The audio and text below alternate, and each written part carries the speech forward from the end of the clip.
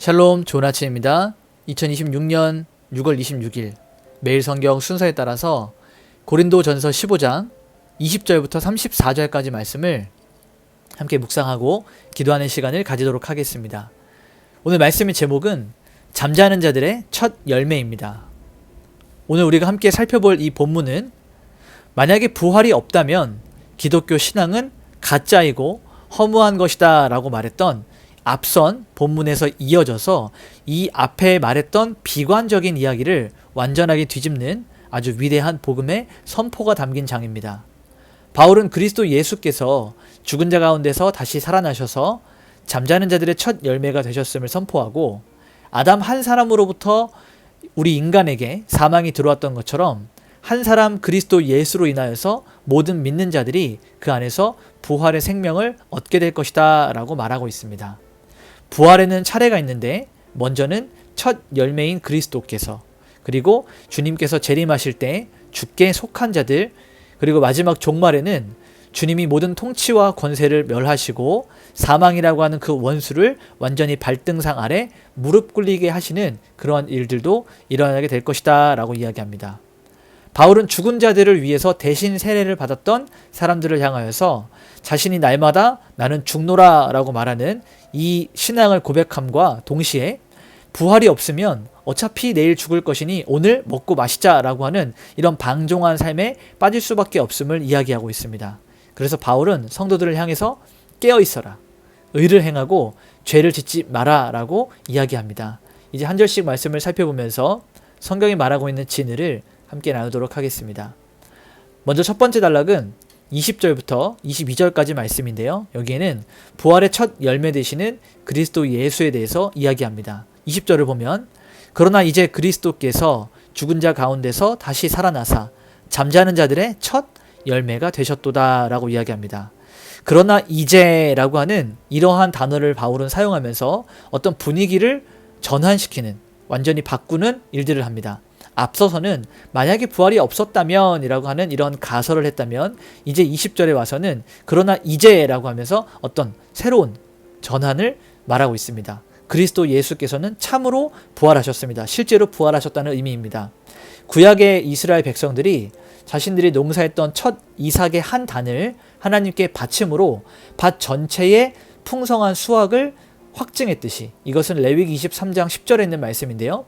오늘 바울의 고백처럼 예수님의 부활은 그분을 믿고 죽었던 모든 성도들, 잠자는 자들에게 앞으로 육체의 부활을 입게 될 것을 말하는 이런 첫 열매로서의 그리스도의 부활을 설명하고 있습니다.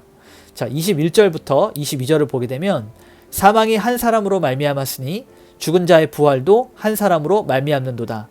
아담 안에서 모든 사람이 죽은 것 같이 그리스도 안에서 모든 사람이 삶을 얻으리라 라고 이야기합니다. 자, 우리가 함께 다루고 있는 이 개혁주의 신학 안에서는 대표성의 원리가 굉장히 중요합니다.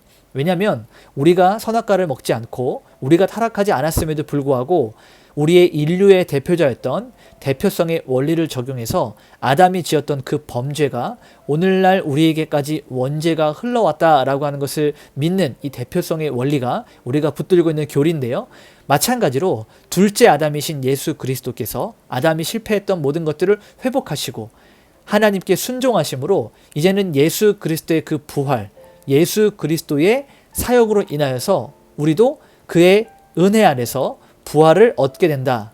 우리가 그의 안에서 새로운 생명을 얻게 된다라는 것을 대표성의 원리를 통해서 아담과 예수 그리스도를 비교해서 바울은 설명하고 있습니다. 두 번째 단락을 보게 되면 23절부터 28절까지 말씀인데요. 여기에는 부활의 순서에 대해서 다루고 있습니다. 23절에서 24절을 보면, 그러나 각각 자기 차례대로 되리니 먼저는 첫 열매인 그리스도요, 다음에는 그가 강림하실 때에 그리스도에게 속한 자요, 그 후에는 마지막이니 그가 모든 통치와 모든 권세와 능력을 멸하시고 나라를 하나님 아버지께 바칠 때라 라고 이야기합니다. 자, 부활은 무질서하게 일어나지 않아요. 왜냐하면 하나님은 무질서의 하나님이 아니라 질서의 하나님이라고 우리가 앞에서 이미 많이 다루었습니다. 먼저 사흘 만에, 죽은 지 사흘 만에 부활하신 첫 열매이신 그리스도 예수가 계시고, 그 다음에는 주님께서 재림하실 때 다시 강림하실 때 무덤의 문을 열고 일어날 그리스도께 속한 자들입니다.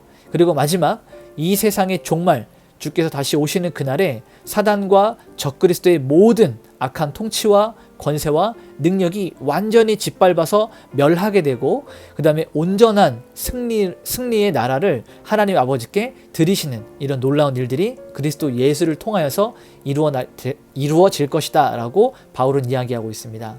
자, 27절과 28절을 보면 만물을 그의 발 아래 두셨다 하셨으니 만물을 아래에 둔다 말씀하실 때에 만물을 그의 아래 두시니가 그 중에 들지 아니한 것이 명백하도다. 만물을 그에게 복종하게 하실 때에는 아들 자신도 그때에 만물을 자기에게 복종하게 하신 이에게 복종하게 되리니 이는 하나님이 만유의 주로서 만유 안에 계시려 하심이라. 자, 오늘 이 말씀을 해석하기가 조금 어려운데, 이 부분은 성부 하나님이 성자이신 예수님께 만물을 다스리시는 모든 통치권을 위임하셨다라고 하는 것입니다. 그런데 온 우주가 아들이신 예수 그리스도께 완전하게 복종하게 되는, 모든 것이 예수 그리스도께 엎드려서 경배하는 그 마지막 날에는 성자 하나님이신 예수 그리스도 자기 자신도 성부 하나님이신 아버지 하나님께 기쁨으로 순종하며 엎드리셔서 성부, 성자, 성령 이 삼위일체 하나님이 온 우주의 최고의 주권자로서 우뚝 높이 서셔서 영광스럽게 통치하실 것이다 라고 하는 그 말을 바울이 이야기하고 있는 것입니다. 마지막 세 번째 단락을 보게 되면 29절부터 34절까지 말씀인데요. 여기에는 부활신앙을 가진 자들, 그러니까 부활신앙이 우리에게 주는 거룩한 삶에 대해서 이야기합니다. 자, 29절부터 32절을 보면 만일 죽은 자들이 도무지 다시 살아나지 못하면 죽은 자들을 위하여 세례를 받는 자들이 무엇을 하겠느냐? 어찌하여 그들을 위하여 세례를 받느냐? 또 어찌하여 우리가 언제나 위험을 무릅쓰리요? 형제들아, 내가 그리스도 예수 우리 주 안에서 가진 바 너희에 대한 나의 자랑을 두고 단언하노니 나는 날마다 죽노라.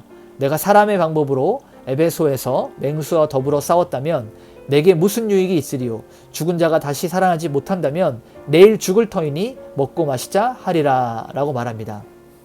자, 바울은 부활의 그 실제를 증명해내기 위해서 당시에 이 고린도 교회의 주변에 있었던 그 도시에 있었던 아주 특이한 관습이었던 죽은 자들을 위해서 대신 세례받는 일들을 이야기합니다. 그러니까 구원받지 못하고 죽은 가족을 위해서 믿는 자가 대신 세례를 받았던 이런 행위들을 이야기합니다. 이것이 옳고 그름을 떠나서 바울이 말하는 논지가 무엇이냐면, 부활이 없다면 왜 그런 행동을 하느냐? 너희가 세례받은 자들, 믿는 자들이 죽은 이후에 다시 부활할 때 그들은 하나님 나라로 가는 것을 알고 있기 때문에 믿지 못한 자들을 위해서 대신 세례받아서 그들이 다시 부활해서 하나님 나라로 가게 하기 위해서 너희가 세례를 받는 것이 아니냐라고 하는 바로 그 말입니다. 자, 33절과 34절을 보게 되면 속지 말라. 악한 동무들은 선한 행실을 더럽히나니 깨어 의를 행하고 죄를 짓지 말라. 하나님을 알지 못하는 자가 있기로 내가 너희를 부끄럽게 하기 위하여 말하노라 라고 이야기합니다. 자, 바울은 부활이 없다면서 고린도 교회의 성도들을 미혹하는 이 거짓 교사들과 세상에 타락한 이 무리들, 그들은 세속주의에 빠져 있는데 그들의 사상에 절대로 속지 말라라고 이야기합니다.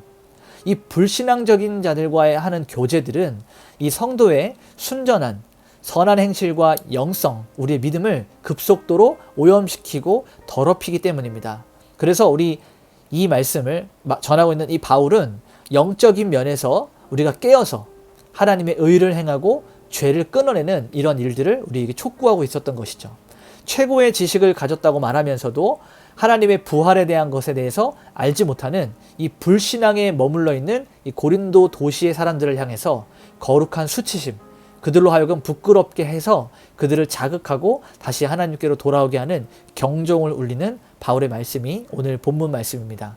오늘 말씀을 정리하면서 원포인트로 예수 그리스도께서 사망의 권세를 깨뜨리시고 부활의 열매, 부활의 첫 열매가 되셔서 마지막 원수였던 사망까지 완전하게 멸하실 것이다 라는 것입니다.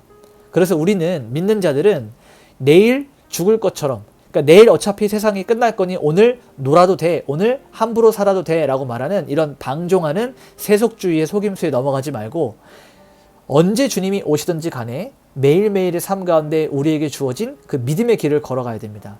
자기를 부인하고 날마다 깨어서 의를 행하는 이 부활의 믿음을 살아내야 된다라는 것입니다. 오늘 우리 삶에 이렇게 한번 적용할 수 있었으면 좋겠습니다.